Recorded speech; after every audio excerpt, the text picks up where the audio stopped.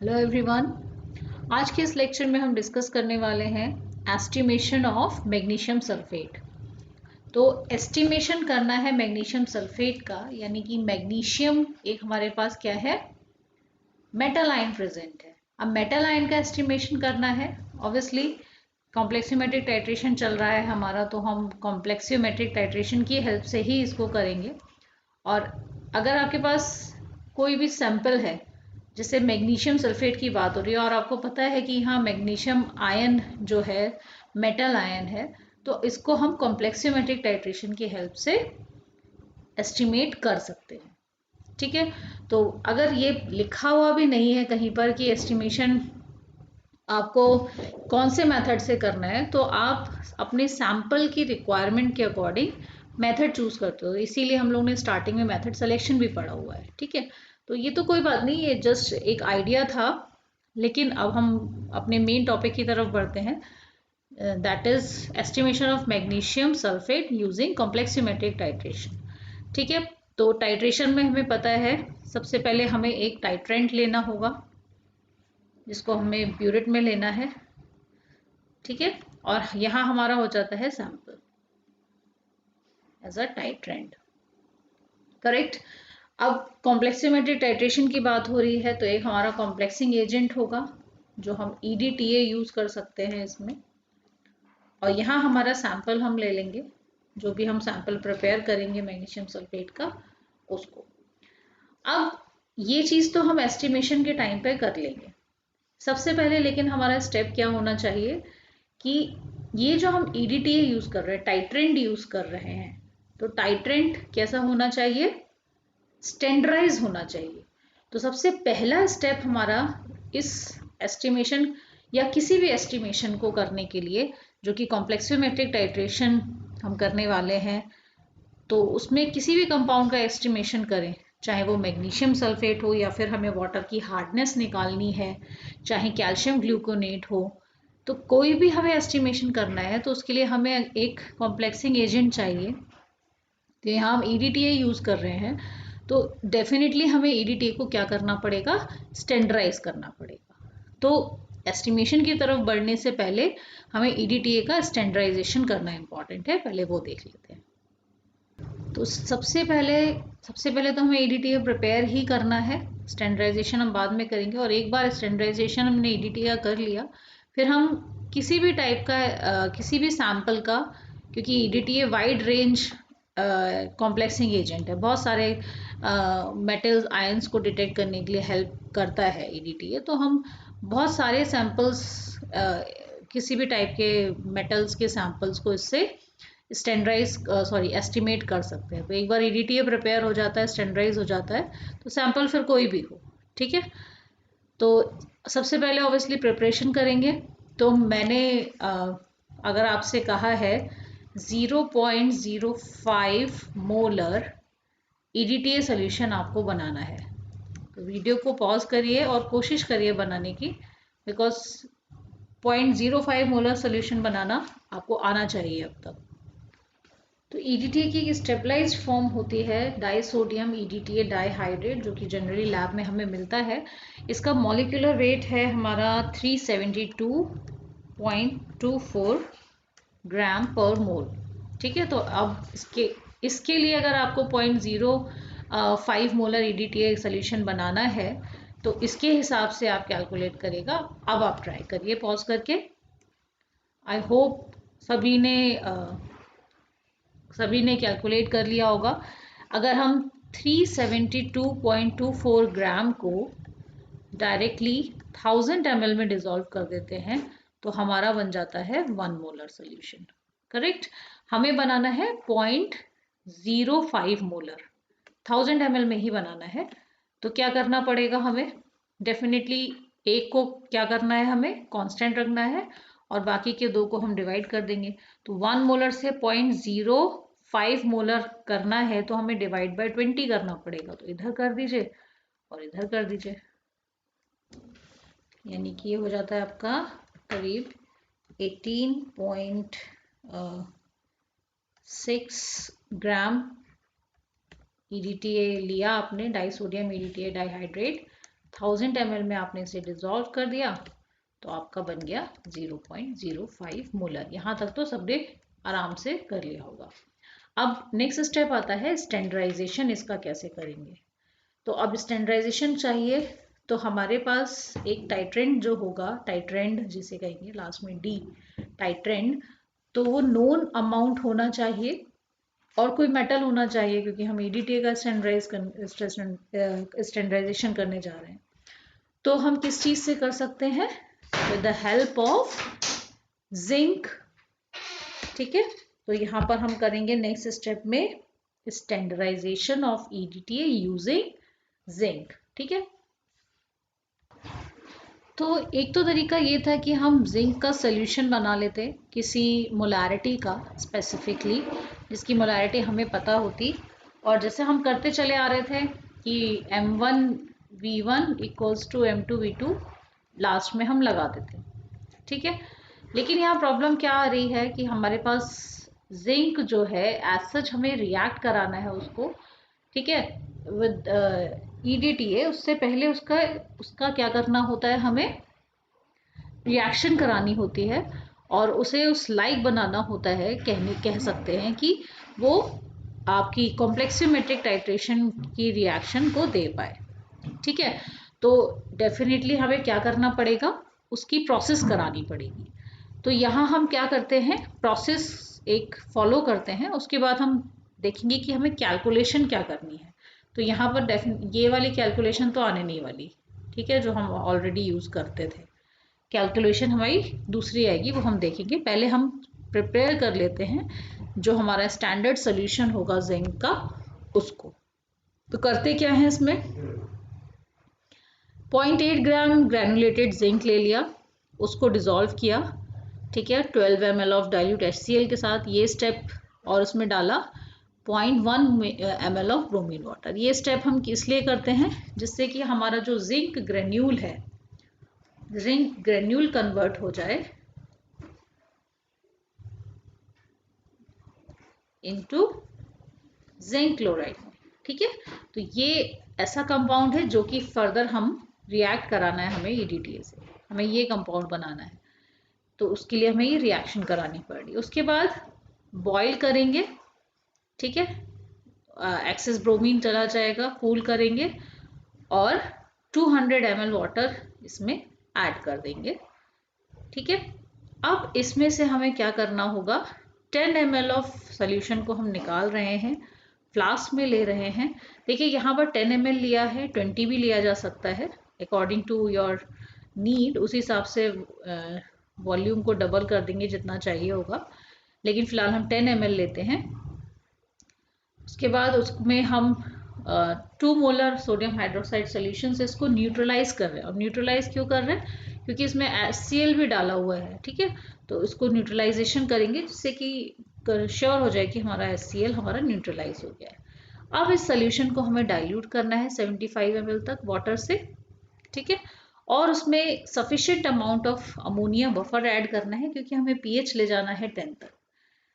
क्यों ले जाना है, आपको याद आ गया होगा, मैंने आपको बताया था कि एक कॉम्प्लेक्सियोमेट्रिक टाइट्रेशन जब हम करते हैं तो एक pH उसमें एक फैक्टर होता है कि पर्टिकुलर इस pH पे इंडिकेटर्स भी बताए थे कि एक रेंज होती है जहाँ पे इंडिकेटर्स एक्ट करते हैं। ठीक है, तो इसलिए हमें इसका pH 10 तक ले जाना है। ठीक है, उसके बाद 50 mg हमने ये ऐड कर दिया है अपना इंडिकेटर, मॉडर्न ब्लैक इंडिकेटर, और इसे ईडीटीए से टाइट्रेट करा लिया। तो ये जो हमारा ईडीटीए है 0.05 मोलर का हमने अमाउंट का अराउंड बनाया था, इसको हम इससे इस वाले सोल्यूशन को से टाइट्रेट कर लेंगे। यानी कि हमने ईडीटीए अगेन किस में ले लिया है, ब्यूरेट में 0.05 मोलर का, और यहाँ हमारा सैंपल आ गया, सैंपल सच स्टैंडर्ड आ गया, जिंक स्टैंडर्ड बोल लेंगे इसे, करेक्ट। अब कैलकुलेशन की बात करते हैं, कितना, जितना भी ईडीटीए यहाँ पर एंड पॉइंट दे देगा आपका ग्रीन कलर हो जाएगा लास्ट में, तो इसका मतलब एंड पॉइंट आपका आ गया है, रिएक्शन कंप्लीट हो गई है जिंक क्लोराइड के साथ ईडीटीए की। अब हमें कैलकुलेशन पार्ट पे आना है। तो कैलकुलेशन हम कैसे करेंगे, देखिए यहाँ पर अब हम कैलकुलेट करते हैं कि कितना ग्राम या कितना mg/EDTA सॉरी जिंक आपके पास था।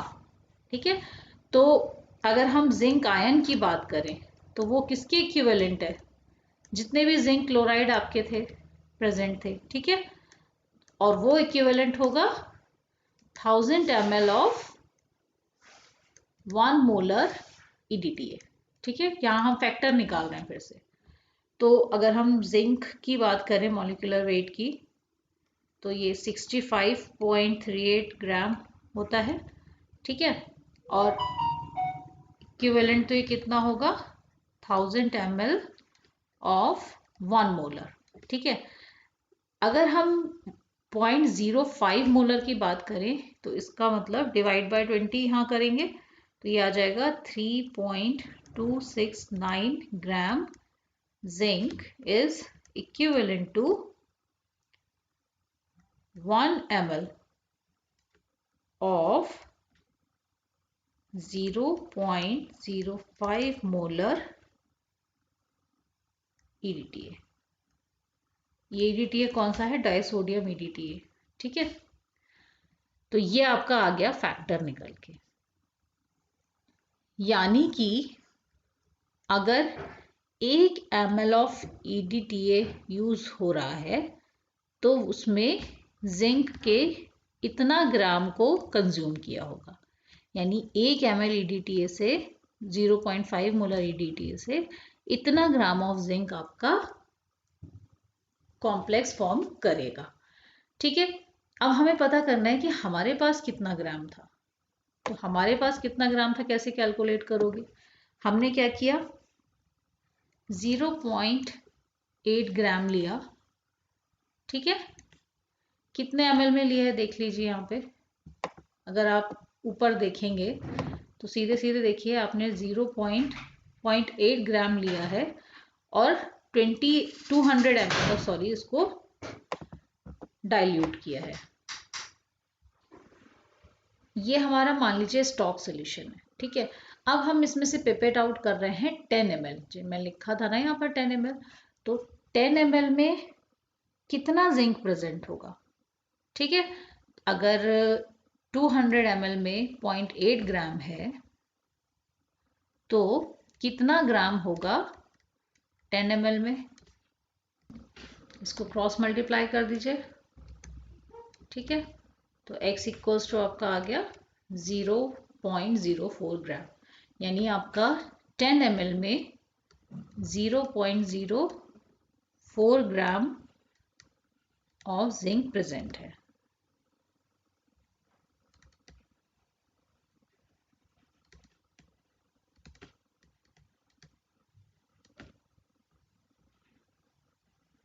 ठीक हो गया।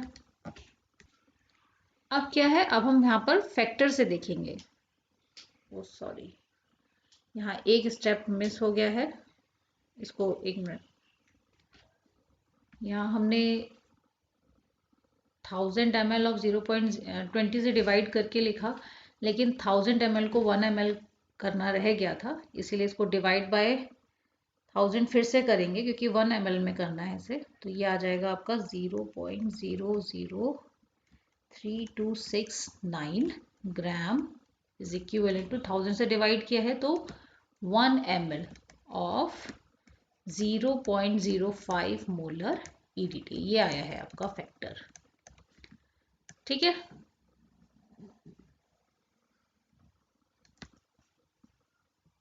तो अब देखिए हमारे पास 0.04 ग्राम जिंक है। तो 0.04 ग्राम जिंक को न्यूट्रलाइज करने के लिए हमें लगभग कितना EDTA चाहिए होगा। अगर 0.00329 ग्राम को न्यूट्रलाइज करने के लिए 1 ml 0.5 मोलर EDTA चाहिए था 0.05।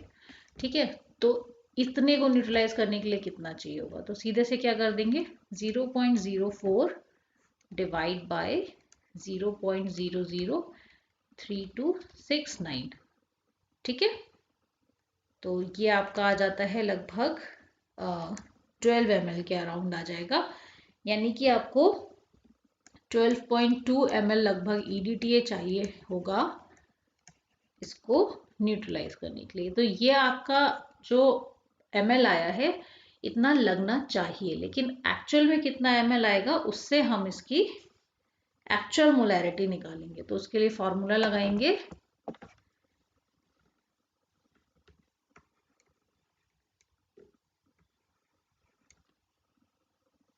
एक्चुअल मोलैरिटी ऑफ EDTA कितनी आ जाएगी आपकी 0.05। ये तो आपकी एक्सपेक्टेड नॉर्मेलिटी मोलैरिटी थी। कितना ml होना चाहिए, लगभग 12.2, और यहाँ आ जाएगा वॉल्यूम ऑफ EDTA जितना इस सॉल्यूशन ने ऊपर जो हमने बनाया है उसने कंज्यूम किया। ठीक है, अब इस बात का ध्यान रखना है कि ये जो आपने जिंक का सॉल्यूशन प्रिपेयर किया था, इस जिंक के सॉल्यूशन में इस जिंक के सॉल्यूशन से आपने 10 ml लिया था, उसके लिए हमने ये कैलकुलेशन करी है।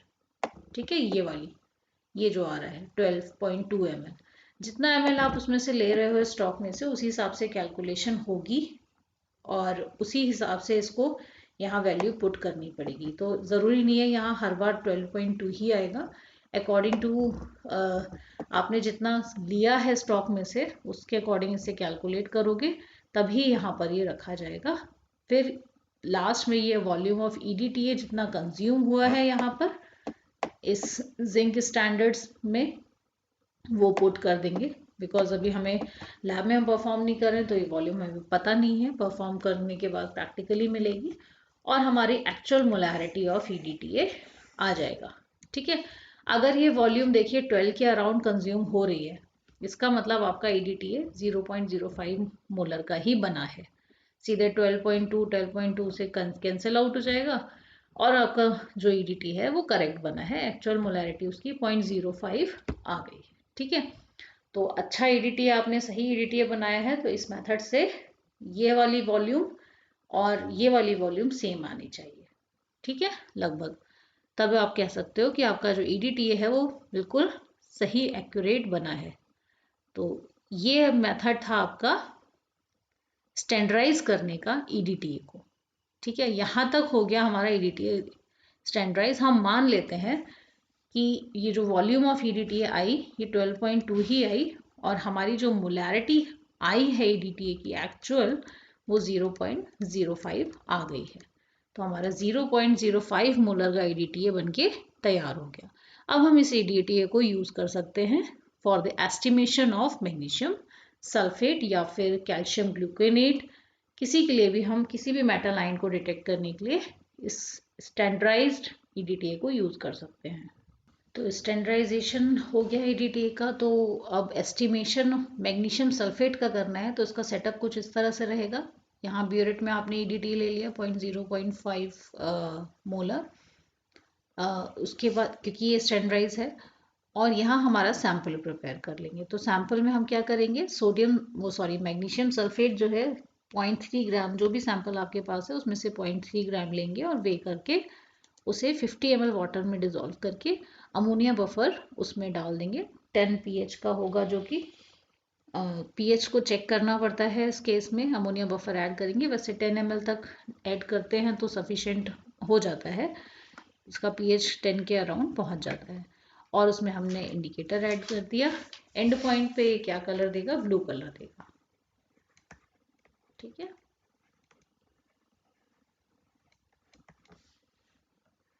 अब आपको याद आ जाना चाहिए परसेंटेज प्योरिटी का फॉर्मूला।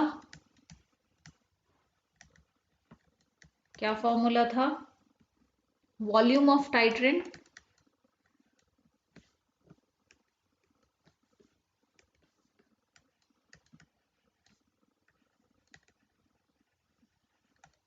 ठीक है, एक्चुअल मोलैरिटी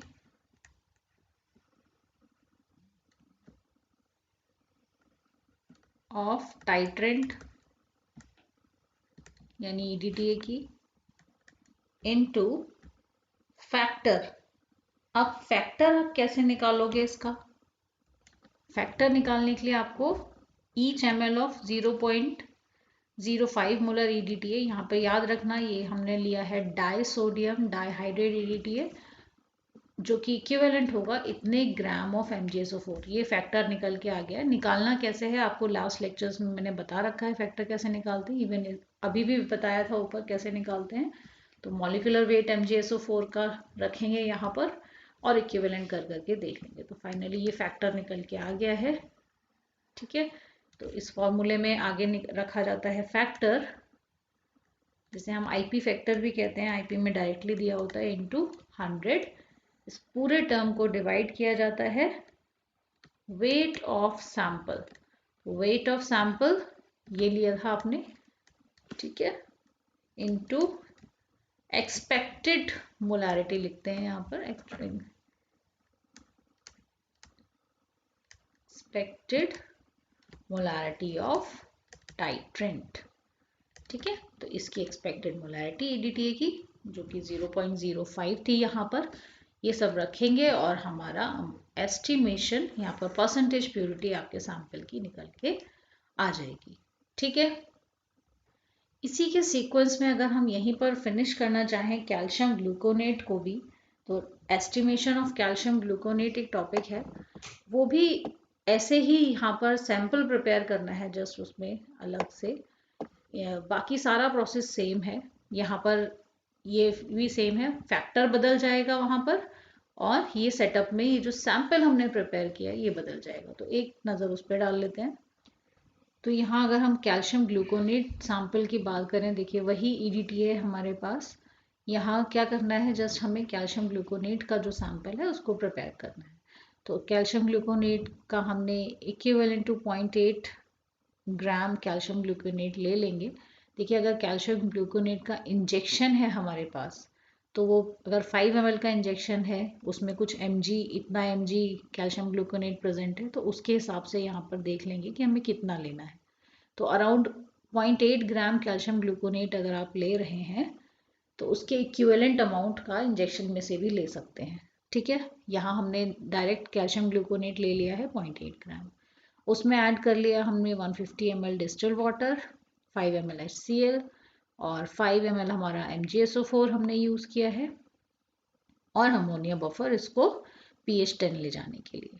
और क्या है आपके पास, इंडिकेटर हो गया मॉडर्न ब्लैक 2, इंडिकेटर 3 से 4 ड्रॉप इसमें ऐड कर देंगे।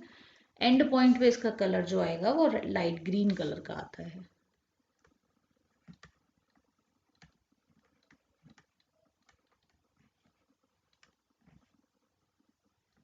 राइट, तो इसका फैक्टर नोट कर लेंगे।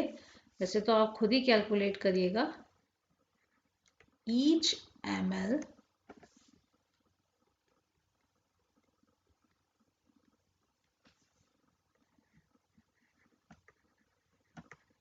of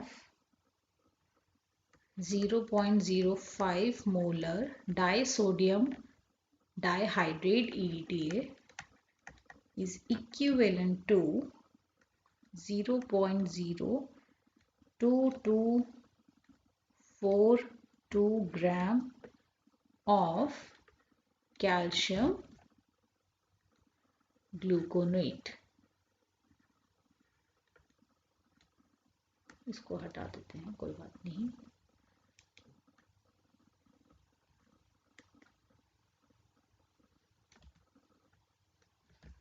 ठीक है, तो ये आपका फैक्टर आ गया, और फॉर्मूला हमें पता ही है क्या होता है परसेंटेज प्योरिटी का, फिर रिपीट नहीं करेंगे, यहीं से देख लीजिए।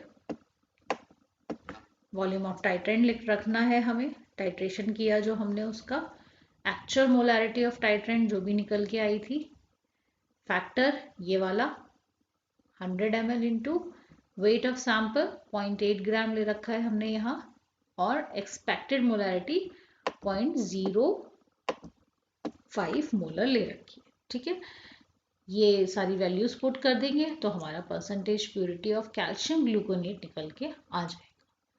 ठीक है, इसी तरह से अगर हम वाटर की हार्डनेस भी टेस्ट करना चाहें, तो इस मेथड से वाटर की हार्डनेस भी टेस्ट कर सकते हैं। वाटर की हार्डनेस टेस्ट करने के लिए हमें सैम्पल प्रिपरेशन एज सच नहीं करनी है, डायरेक्ट टाइट्रेशन करा दिया जाता है। वो भी एक बार देख ही लेते हैं। कुछ नहीं करना है, सिंपली टैप वाटर लिया, 20 ml वाटर ले लिया और उसमें अमोनिया सोल्यूशन ऐड कर दिया। अमोनिया सोल्यूशन हमने क्यों ऐड किया है, उसको pH 10 करने के लिए, ठीक है। तो अमोनिया बफर ऐड करेंगे pH 10 करने के लिए, ठीक है। सिंपली इसका हमने टाइट्रेशन करा लिया और कंसंट्रेशन ऑफ मेटल आयन यहाँ पर डिटेक्ट होगा, क्योंकि आपको नहीं पता वाटर की सिर्फ टोटल हार्डनेस निकाल रहे हो, तो इसमें कैल्शियम भी हो सकता है, मैग्नीशियम भी हो सकता है और आयंस भी हो सकते हैं। तो टोटल हार्डनेस निकलेगी वाटर की अगर आप ऐसे निकालते हैं तो, ठीक है। तो सारे मेटल आयंस को ये रिप्रेजेंट कर रहा है कंसंट्रेशन ऑफ, इसीलिए मैंने M+2 लिखा है, मन मेटल आयंस, ठीक है। तो ये कैल्शियम भी और मैग्नीशियम और इनका सम भी हो सकते हैं टोटल। तो यहाँ रखोगे आप molarity of EDTA into volume of titrant, और जितना ml आपने लिया था, ठीक है, 20 ml वाटर लिया था तो यहाँ 20 पुट कर दिया, करेक्ट। तो इस तरह से हम हार्डनेस ऑफ वाटर भी से कैलकुलेट कर सकते हैं। तो this was all about complexometric titration, और एस्टिमेशन हम डिफरेंट सैंपल्स का कैसे कर सकते हैं उसके बारे में, ठीक है। नेक्स्ट लेक्चर में हम लोग नेक्स्ट टॉपिक उठाएंगे। तब तक के लिए इसको अच्छे से पढ़िए। All the best, bye.